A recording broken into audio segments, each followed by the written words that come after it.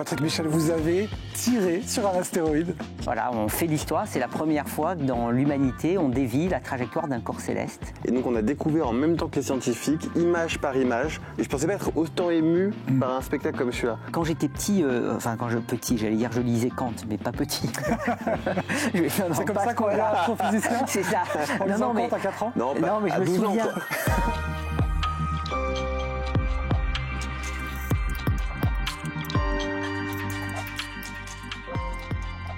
Patrick Michel, vous êtes directeur de recherche classe exceptionnelle au CNRS, à l'Observatoire de la Côte d'Azur, c'est à Nice. Vous êtes responsable de plusieurs missions scientifiques très importantes dont on va parler aujourd'hui. Et vous avez fait, à ce titre, là encore, quelque chose que peu d'hommes ont même imaginé faire un jour, il y a quelques années, avec des équipes de chercheurs, des équipes d'ingénieurs. Vous avez tiré sur un astéroïde pour le faire dévier de sa trajectoire. C'était la mission DART. Ouais. DART comme fléchette, ouais, c'est ça. En anglais. Là, je vous propose que immédiatement on regarde les images de DART. Ça, moi, quand je vois ça, je ne me lasse pas. C'est un des moments de ma vie les plus... Voilà. Est-ce que vous pouvez nous raconter ce qu'on est en train de voir, parce que c'est exceptionnel. La sonde arrive à 24 000 km/h et c'est la caméra de la sonde qui la sert à naviguer et à se guider, qui voit passer le plus gros des deux, puisqu'on va taper sur la petite lune d'un astéroïde double. Donc cette petite lune qu'on voit s'approcher, qui fait 150 mètres de diamètre. Et la sonde doit se guider par elle-même. Donc c'est pour ça que le film est un peu saccadé, parce que c'est les propulseurs qui réajustent leur trajectoire pour taper sur ces trois rochers que l'on voit. Et la dernière image, elle n'arrive pas parce que la sonde a explosé. On a juste les derniers bits qui arrivent, là, c'est fini. Et moi, j'étais au centre... Alors là, on est en autonome, donc en dehors de la salle des opérations, on est avec toute l'équipe et on criait, parce qu'en fait, pour nous, cet objet, c'est un modèle mathématique jusqu'à ces images. Et on découvrait à quoi il ressemblait vraiment en temps réel. Et en plus, on voyait que ça y est, la sonde, elle était collée sur l'astéroïde qu'elle devait taper. On était sûr que ça allait marcher. Et vous n'avez pas la vidéo où je suis en train de crier dans la salle d'opération. Alors je l'ai vu, mais on pourra la ressortir. Je l'ai. J'aime beaucoup montrer, même si je parais un peu ridicule, dans les lycées, parce que ça montre aux jeunes que la science, c'est des moments, des aventures humaines incroyables, et on s'éclate, on est comme des enfants.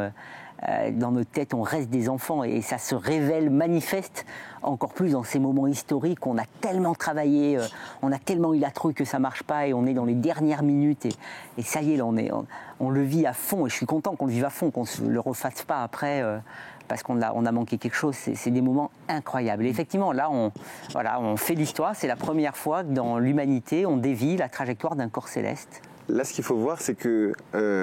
c'est donc le film qui était reconstitué à partir d'images qui venaient toutes les quelques secondes, et elles étaient retransmises en direct au public, par la NASA au grand public. Ouais. Et donc on a découvert en même temps que les scientifiques, image par image, toutes les images qui se composent sont arrivées une par une. Et j'ai regardé ça dans ma télé, et je pensais pas être autant ému par un spectacle comme celui-là. Parce qu'en fait, chaque fois qu'on voyait une image, et puis on commençait à deviner, puis on avait une dizaine de secondes pour décrypter l'image, dire attends, mais là on va commencer à voir des cailloux, et hop, et puis après une autre image qui arrive, une autre image, et puis à la fin les images qui se rapprochent, et on sent que la caméra arrive, et puis la dernière image qui est pas complète, on sait que la sonde a explosé, a tapé dedans, c'était très très très émouvant. Et pour vous, c'était 1h15 du matin, parce que c'était 19h14 heure américaine. Et effectivement, je ne sais pas combien de millions ou de milliards de personnes ont vu ça dans le monde, parce que ça avait été décidé, et vraiment, moi, je poussais pour ça.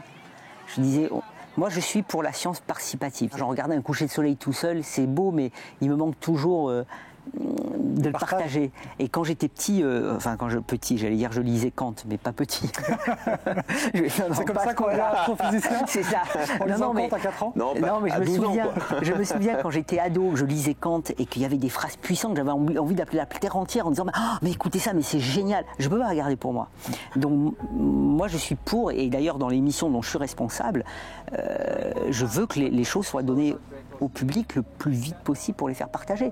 Il y a beaucoup de scientifiques encore qui veulent un peu protéger parce qu'ils veulent d'abord publier, etc. On publiera de toute façon, mais il faut que le public puisse vivre ça avec nous. C'est tellement des aventures extraordinaires, on a tellement besoin de ça. Encore une fois, je disais, il y a tellement de problèmes importants à régler sur Terre et difficiles. Si on peut, au travers de nos aventures, compenser ça par un esprit commun d'union où on s'extasie devant la même chose, j'y tiens beaucoup. Et avec Dart, c'est exactement ça. Quand la NASA s'interrogeait au départ, parce qu'il y a quand même le risque, si ça plante, le monde entier le voit en réel. Il y a un risque, il faut leur donner... en termes d'image, voilà, et le fait d'avoir fait ça, moi j'étais super content de me dire mais tout le monde voit ça avec nous. Alors il faut l'expliquer maintenant. Alors on a partagé l'émotion du moment. Maintenant il faut expliquer la genèse de cette mission. Déjà tout est né en Europe. Il faut savoir que même si c'est la NASA qui a fait l'impact, toute cette idée est née en Europe il y a 20 ans. Oui, c'était un peu plus de 20 ans. L'ESA avait sollicité des 6 personnes dont je faisais partie pour recommander des missions spatiales pour faire face au risque d'impact. On avait recommandé une mission qui s'appelait Don Quichotte, qui consistait à envoyer un projectile du nom de Hidalgo, alors évidemment... Qui choisit tous ces noms? Qui choisit tous ces noms? Don Quichotte. Hidalgo. Oui, voilà, c'est Hidalgo du roman de Cervantes. et Sancho. Et donc Sancho devait arriver 6 mois avant Hidalgo, caractériser l'astéroïde, et Hidalgo taper, et Sancho mesurer la déviation. Et on a étudié ce projet purement européen, mais il n'y avait pas de budget à l'ESA pour faire ça. Et donc, dans les années 2010, comme il y avait tous les rapports de défense planétaire, c'est la thématique qu'on appelle défense planétaire, c'est faire face au risque d'impact d'astéroïdes, qui venaient de la NASA, de l'ONU, citer cette mission comme la chose à faire, on était un peu frustrés. Et avec un collègue américain et d'autres, on disait, c'est quand même dommage qu'on ne fasse pas cette mission, peut-être qu'il faudrait se partager les efforts. Si la NASA faisait une partie et l'ESA une autre partie, peut-être qu'on pourrait faire un projet en commun. Et de là est née l'étude qui a conduit à Dart et Hera, un projectile américain et un orbiteur européen. On voit 2 astéroïdes là en fait sur ces images. Et vous avez visé le plus petit des 2. En fait c'est une sorte de lune de l'astéroïde. C'est ça. Est-ce que vous pouvez nous expliquer pourquoi vous avez choisi de viser une lune? Pourquoi celle-ci?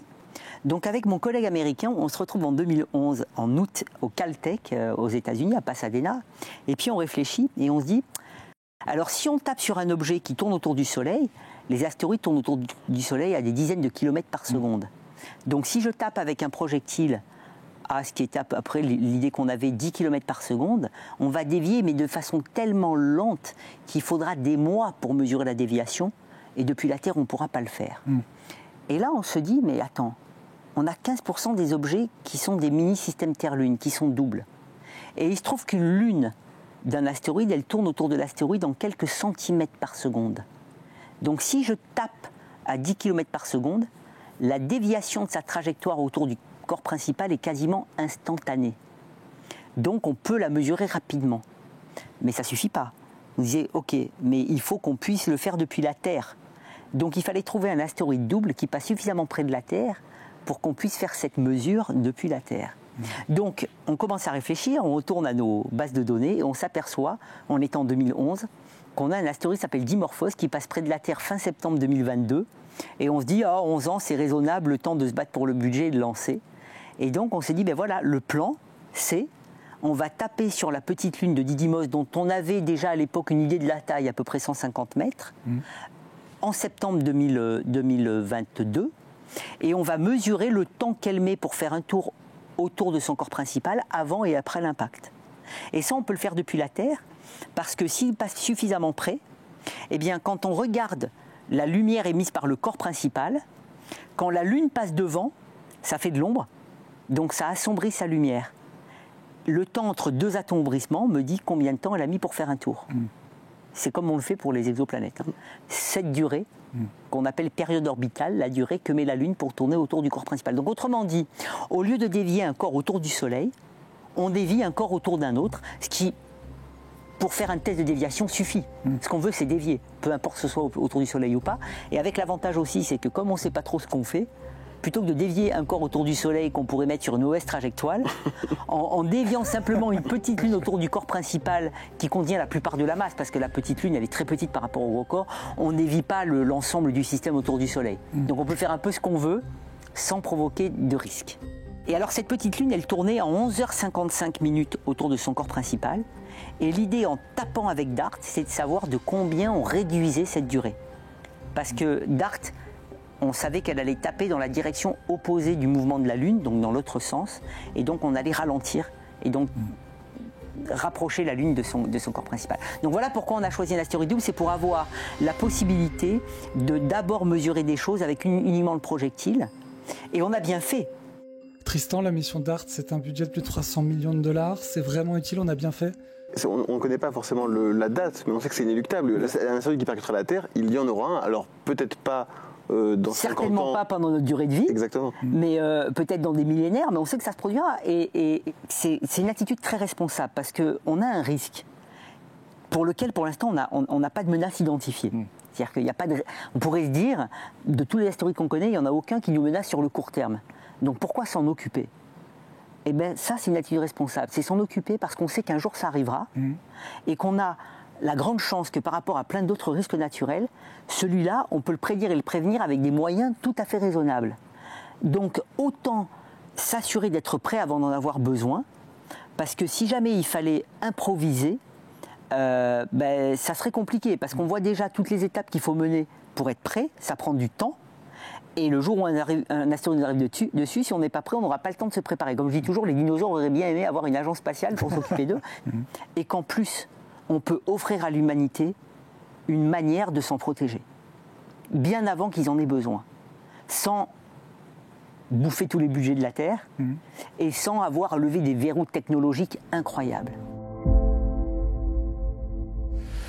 On parle justement des missions, très bonne transition.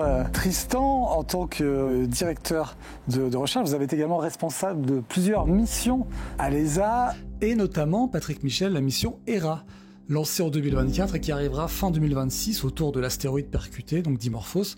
Pourquoi est-ce que vous tenez à retourner sur les lieux de votre crime ? Parce qu'au départ, ce projet, il devait lancer DART et la composante européenne qui s'appelait à l'époque AIM et non pas Hera, pour Asteroid Impact Mission, ensemble. Comme dans Don Quichotte. On devait avoir la sonde européenne arrivant avant l'impact, mesurant les caractéristiques, se mettre à 100 km, laisser taper et revenir. Et on a bien fait de faire les choses pseudo-indépendantes, parce que quand on a proposé en 2016 la mission AIM aux États membres de l'Agence spatiale européenne, ils n'ont pas accepté. Et là, j'ai pleuré. Pour quelle raison ? Politique. Voilà. Là, j'ai pleuré et j'étais le seul à vouloir continuer. Le directeur de l'ESA pourrait en témoigner, j'étais le seul à vouloir continuer, j'ai remotivé tout le monde. Bien sûr, j'ai été suivi, en particulier Yann Carnelli, qui a été manager de la mission à l'Agence spatiale européenne, qui a bossé comme un fou, parce que c'est eux qui ont développé la mission après en seulement 4 ans, puisqu'on a été approuvé à nouveau en 2019 pour lancer en 2024. Donc son équipe projet a fait un travail extraordinaire pour développer la mission. Mais ça veut dire que du coup, on arrive 4 ans après l'impact. Ce qui n'est pas grave pour ce qu'on doit mesurer. Mais au départ, l'idée, c'était d'arriver en même temps. Alors pour vous dire à quel point c'est des jeux politiques, parce qu'être responsable d'une mission spatiale, c'est pas que de la science, c'est beaucoup de politique. C'est que quand je suis allé voir le directeur général de l'ESA avec Yann en janvier 2017, une fois qu'on a été retoqué, que j'ai dit écoutez, non, il faut qu'on la fasse. Et ce qui m'avait motivé, c'est que je recevais énormément d'emails de jeunes qui disaient oh, mais c'est pas possible, c'était notre rêve. Et là, je me disais non, c'est pas possible, on va pas les laisser tomber. On a trop bossé, on doit y arriver. Donc je vais voir, à l'époque, c'était Ron Werner, le directeur général de l'ESA à Paris. Et j'ai écouté, il faut qu'on arrive à le faire. Et pour dire à quoi ça joue, il dit oui, mais il faut changer de nom. Mais pourquoi ? Parce que c'est les États membres qui n'ont pas décidé de mettre de l'argent dessus. Ils auraient l'impression de se renier si vous utilisez le même nom. C'est sportif, la mission spatiale. Donc du coup, on a diplomatie, ouais. Voilà, du coup, on a commencé à balancer des noms comme ça. On voulait pas un acronyme pour changer.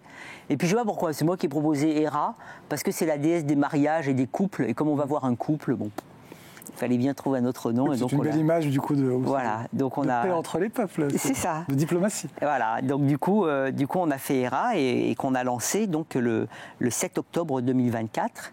Et je suis très fier pour l'Agence spatiale européenne. C'est dans le programme Sécurité de l'espace, qui est un programme optionnel. Donc c'est les États membres qui veulent mettre de l'argent qui le mettent dessus.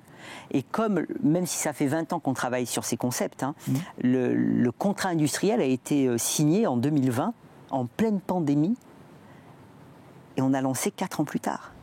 La première mission qui n'a pas simplement une sonde, comme on le voit souvent, un satellite, mais une sonde principale équipée de 2 CubeSats. Des CubeSats, c'est des sortes de boîtes à chaussures qui sont des propres satellites qui vont être déployés une fois la sonde arrivée sur l'astéroïde, à proximité de l'astéroïde, avec leur propre propulsion, pour faire des mesures, en particulier le premier sondage radar de l'intérieur. Donc on va mesurer l'intérieur de cet astéroïde avec un radar français. Et c'est la première mission qui finalement est multisatellite. On aura 3 satellites, un gros et 2 petits, à proximité d'un astéroïde, avec une liaison intersatellite qui va permettre aux 2 petits de communiquer avec le gros, qui va renvoyer vers la Terre les données.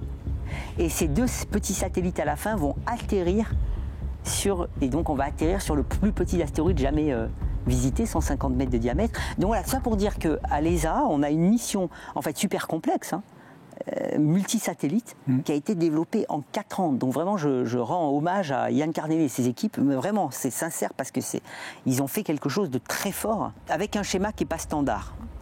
Des équipes un peu différentes. Donc voilà, c'est extraordinaire. Moi, je suis très content. Pourquoi c'est important d'aller voir sur place maintenant qu'on sait que la déviation a marché? Et déjà, pourquoi est-ce que c'est pas évident que la déviation marche? Parce qu'après tout, on se dit, c'est 2 boules de billard, on lance une boule de billard sur une autre boule de billard, on va la dévier de temps. C'est pas comme ça pour les astéroïdes. Exactement, c'est une très bonne question. En fait, déjà, l'enjeu de DART, ce que DART a démontré, c'est qu'on est capable d'envoyer une sonde à 24 000 km/h de façon autonome sur un objet dont on découvre la forme que sur place. Ça, c'est la première chose. Donc ça a marché. La déviation, on sait qu'on a modifié la période orbitale, mais ça ne nous suffit pas.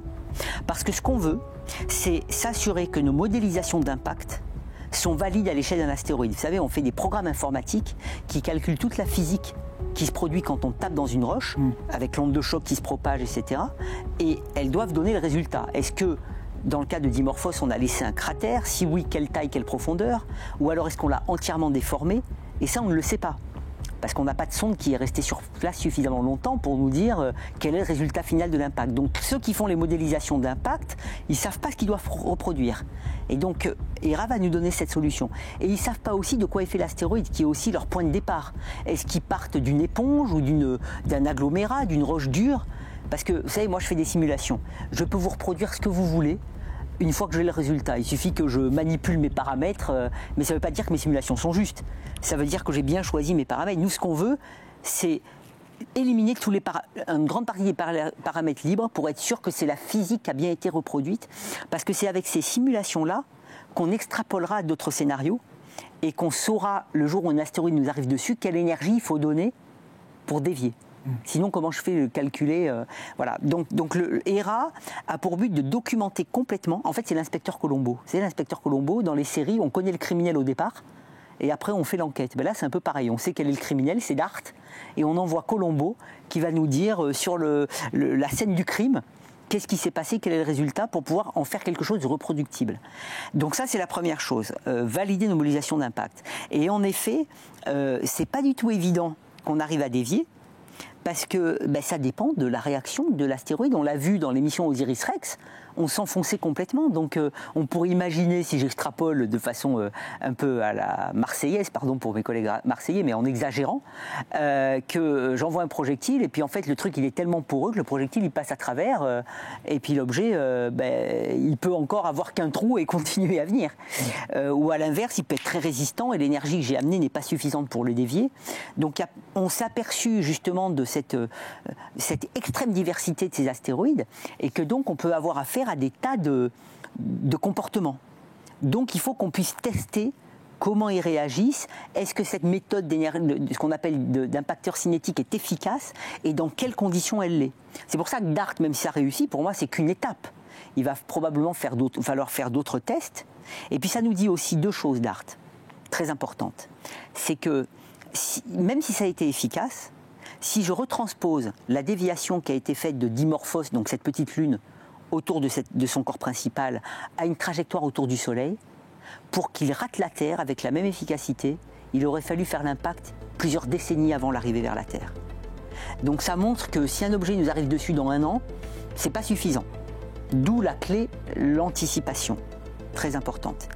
Et la deuxième chose que ça nous a montré, c'est que pour s'assurer que l'énergie qu'on envoie est celle qu'il faut, ça dépend tellement de la structure de l'objet et on a une telle diversité de corps que dans l'idéal, et c'est ça à terme ce à quoi on veut arriver, c'est être suffisamment prêt en amont pour envoyer une mission de reconnaissance qui nous dit d'abord de quoi est fait l'objet pour pouvoir justement définir quelle est l'énergie qu'on va envoyer pour le dévier.